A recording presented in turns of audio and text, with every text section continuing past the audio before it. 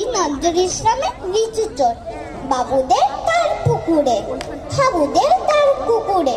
সে কি বাস করলে ছাড়া, বলি থাম একটু দাঁড়া।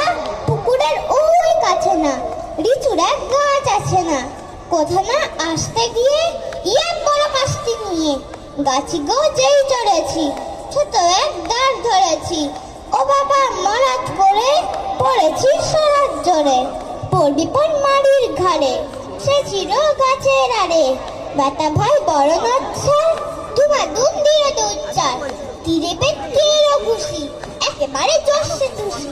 আমিও বাগিয়ে কাপড়, দে হাওয়ার চাগিয়ে কাপড়, রাফিয়ে দিন দেওয়ার, দেখি এক ভিতরে শেয়ার।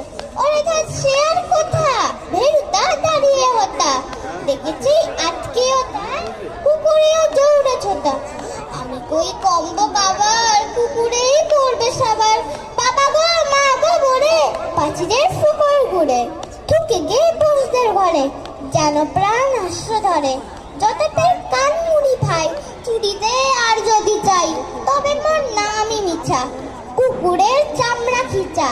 সে কি ভাই চাই রে ঘোড়া, মালির ওই পিতনি ঘোড়া, কি করিস ফের হপ্তা, তো আবার নাক